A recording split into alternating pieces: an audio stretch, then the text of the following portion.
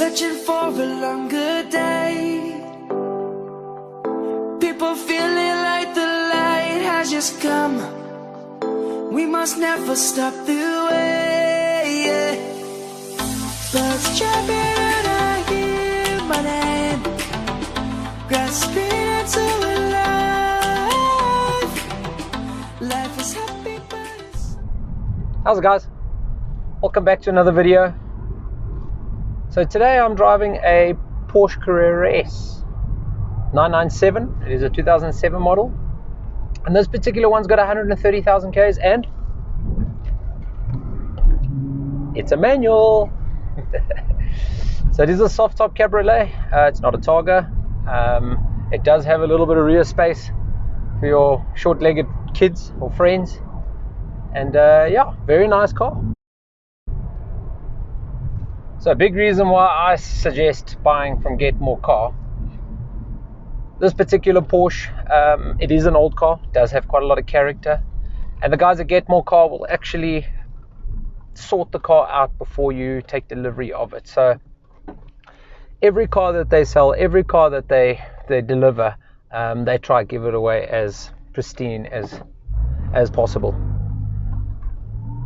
So one thing Get More Car is very proud of is they're yet to have a comeback, and that just shows the quality of stock and vehicles that they hold and sell, and they're very strong to their word as well. So I was quite excited to drive this.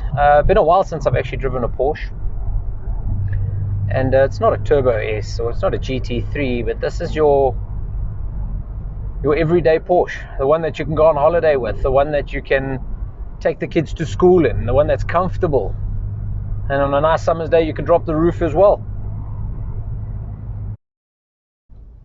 So being a Porsche, engine obviously sits behind you over the rear wheels. Rear wheel drive, I prefer it. It's more for the road. You probably won't notice a big difference, but it's more driver orientated, especially when you start driving the car a little bit more dynamically. And this unfortunately is falling away. The big thing that everybody wants is automatic, PDK, DSG, DCT. There's all these different names for them. And the sad thing is, I don't think the next generation of petrol or electric heads is ever going to get the chance to experience a manual gearbox. Yes, it's not the best for traffic. Yes, it's not the best from 0 to 100. It's all of those things. But if you want a car that's got driver involvement, if you want a car that gives you that feel, this is what you want. This is what you want.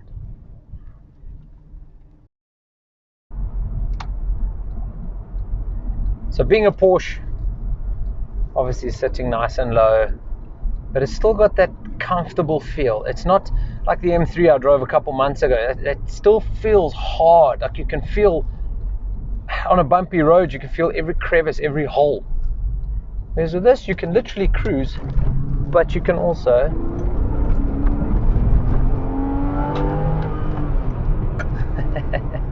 give it a bit of beans. It's the one thing that Porsche has always done well, is it's got that balance. It's got the performance, it's got the practicality. Yes, I know it's a +2 seater, you're not going to go on holiday with it, but you still can go on holiday down to the coast, you and the missus. You've got obviously the space in the front, and you've got the rear seats for your bags. It's quiet, it's got a good sound system. I like it.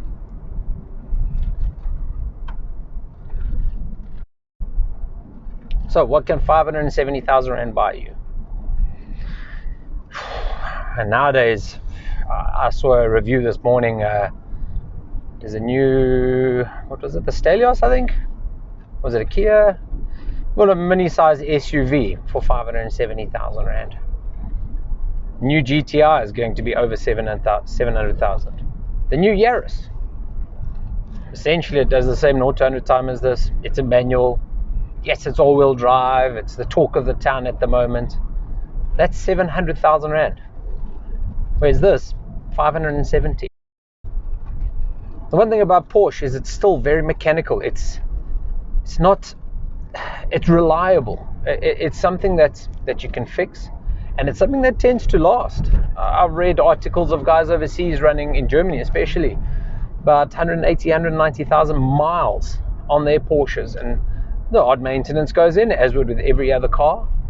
The one thing about new generation cars, if a turbo blows, you may as well throw the car away. If the gearbox pops, and for example, my wife had a GTI. I mean, the new GTIs now, the DSG gearbox to replace is over 100,000 Rand. This is manual. To replace a clutch is not going to be 100,000 Rand, that's for sure.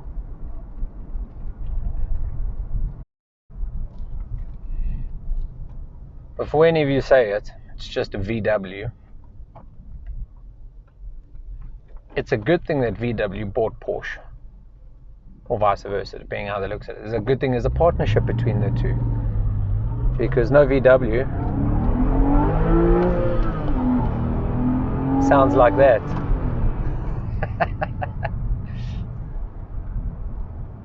And no, it's not a Beetle. And no, not all Porsches look the same. Some of the best racing drivers all enjoy this brand.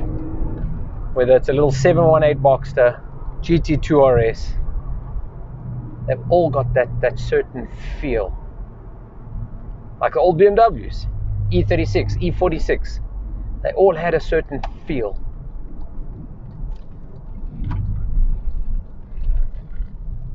I really like this. To be honest, I'd probably buy it over an M135. I didn't say that though. I really didn't say that. All you haters are going to hate me for that, I know. Polo GTI, the new one, 152 kilowatts. That's probably going to be 550k. Poof. Very special car.